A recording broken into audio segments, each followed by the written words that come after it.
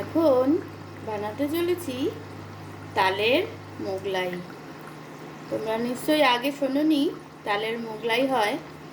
আমি এই প্রথম এই রেসিপিটা বানাতে চলেছি।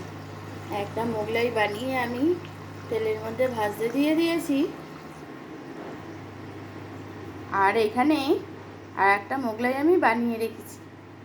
আর এখানে তালের পাল্প যেরকম করে বার করে নিয়ে সুজি, ময়দা, মৌরি, চিনি দিয়ে আমি তালের পাল্পটাকে ভালো করে পুর বানিয়ে নিয়েছি।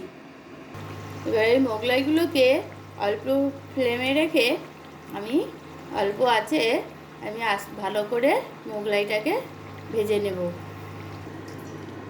রুটিটাকে যতটা সম্ভব পাতলা করে বেলে তারপরে এরকম দুই সাইড দিয়ে ফোল্ড করে তারপরে এরকম করে তালের পাল্পটা লাগিয়ে নেব।